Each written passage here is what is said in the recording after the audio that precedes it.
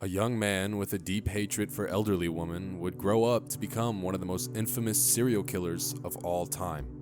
Let's take a look at the case of the Granny Killer.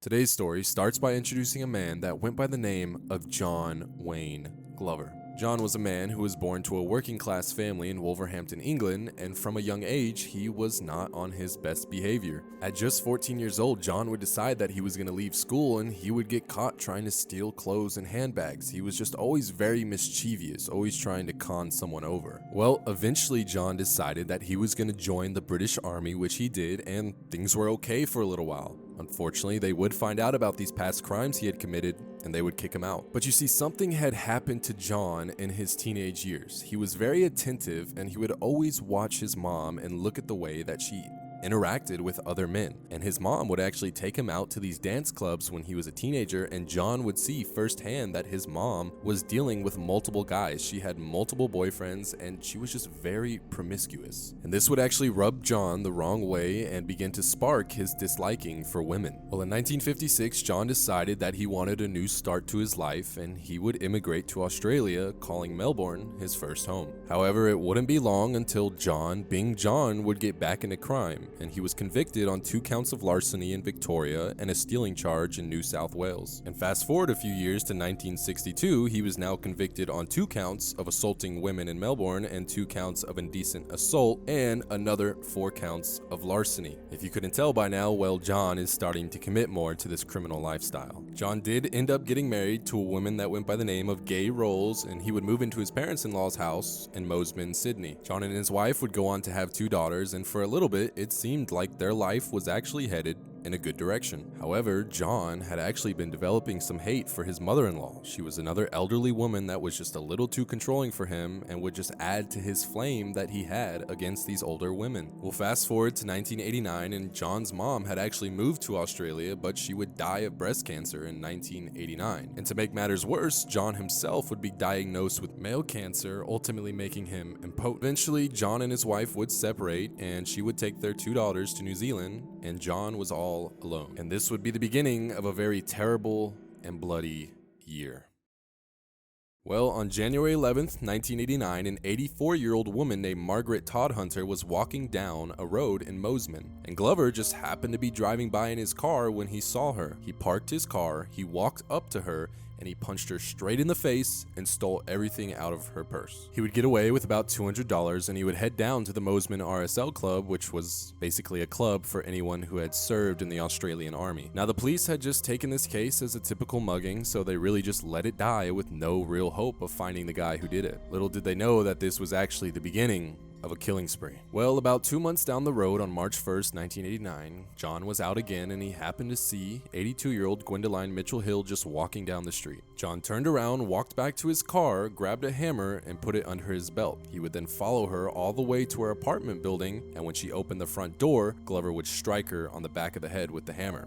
He then continued to strike her all throughout her head and body until several of her ribs were broken. He would flee the scene immediately after, taking her purse with him. Well, somehow Gwendoline was actually found alive by 2 schoolboys. Sadly, though, she would die shortly after the police and ambulance arrived. And because there were 0 eyewitnesses, the neighbors had believed that she had just fallen, and so what they did is they went down and they just washed the crime scene completely clean, and the police again would label it as another mugging gone wrong. Well, it wasn't over yet, because on May 9th, just 2 months later, John was out and about and he saw an 84-year-old woman that went by the name of Lady Ashton. She was walking towards him, so John decided that he would put on some gloves and follow her into the foyer of her apartment. And once again, John would pull out that hammer and strike her on the back of the head and then get on top of her and repeatedly smash her head into the pavement. Now, John even admits that at this point, she almost overpowered him until he had gotten on top of her and started to smash her head onto the ground. Well, soon she would fall into an unconscious state. John would get on top of her, remove her pantyhose,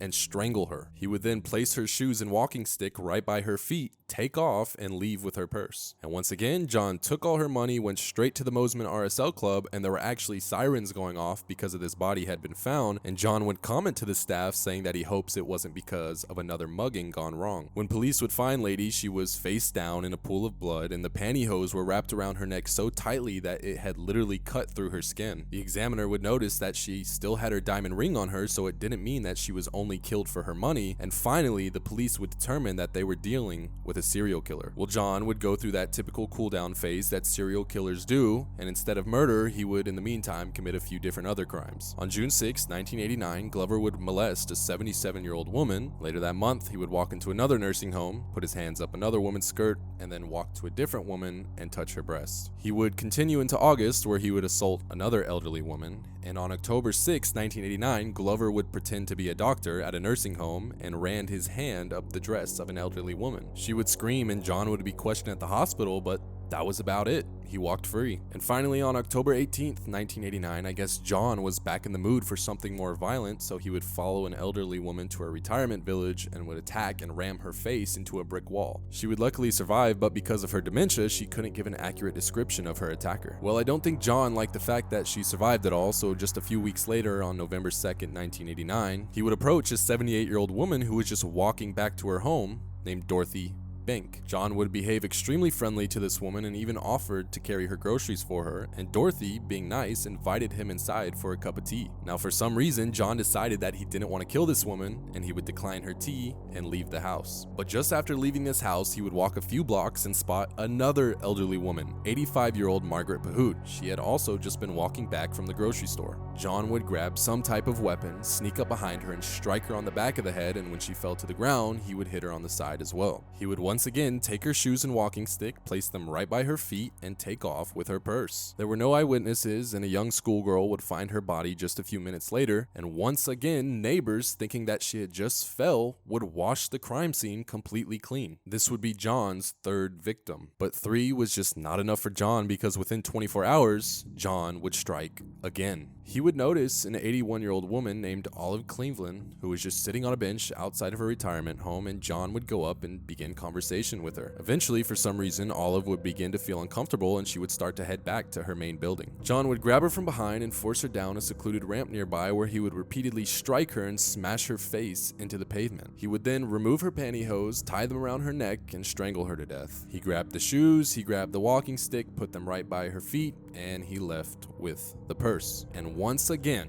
the neighbors would come down, determine it was a fall, and wash the crime scene. And with no witnesses, the government would finally double the reward to $200,000. But John was not fazed one bit. In fact, he wasn't done yet. On November 23rd, 1989, John was sitting in a hotel in Mosman, and he would notice 93-year-old Muriel Falconer walking across the street. John got up, walked back to his car, grabbed a pair of gloves and a hammer, and he would follow her to the outside of her home. As soon as she went to open the door, John ran up behind her, grabbed her mouth to silence her, and began to repeatedly strike her on the head and neck with the hammer. She dropped to the floor, and John went to start removing her pantyhose when she regained consciousness and began to cry for help. John would grab the hammer and strike her in the face a couple more times until she passed out, and he would grab the pantyhose and finish the job. Once again, rearrange the shoes and left with her purse. The following day, her body was discovered by a neighbor who had a spare key, and finally, the crime scene was not washed and forensic evidence could be found, and a neighbor even had a description of the attacker. They described them as a middle-aged man with gray hair, and with that, the reward was increased to $250,000. Exactly 1 year later from his first attack on January 11, 1990, John would enter a hospital where he was doing his normal rounds as a pie salesman.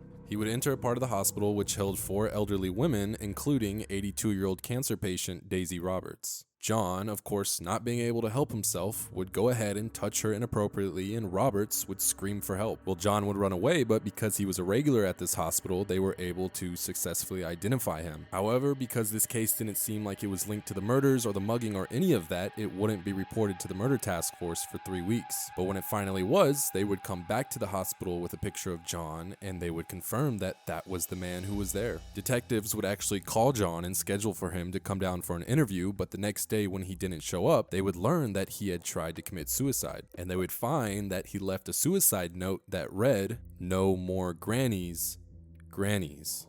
And of course, after finding this, the task force believed immediately that they had their suspect, but they just didn't have the evidence for it. Well, on March 19th, 1990, police were staked out and they were watching John when he entered a home of a 60-year-old divorcee, Joanne Sinclair, who John claimed that he had been having a relationship with. John entered the home at 10 a.m. and there was no movement throughout the day, so around 5 p.m. the police got worried and they got permission to enter the house. Upon entering this house, they would immediately see a bloody hammer, and then they would stumble upon Joanne's body, which was laying down in a pool of blood with a battered head. This would be John's sixth and final victim. They would then search the rest of the house and find John laying in the bathtub where he had just swallowed Valium with a bottle of alcohol and also slashed his wrist. John would ultimately survive this situation and he would stand trial on March 28, 1990, where he would ultimately plead not guilty for any of his crimes. However, with the amount of evidence they now had on him, a psychiatrist would find him completely competent in the fact that he was able to plan out these attacks and decide what he was going to do right after the attacks. And they would ultimately say that John had built up aggression and hostility against his own mother and mother-in-law. He was sentenced to life in prison, and during this prison sentence, he would tell prison officers that he had enough and he wanted to kill himself, and on September 10th, 2005, he was found dead in his cell by hanging. And that would ultimately end the terror of John Wayne Glover. I hope you guys did enjoy this case. If you did, please consider subscribing and dropping a like. There is an opportunity to be my first ever subscriber right now. I'll be posting weekly crime content. I'll see you guys in the next video. Stay safe.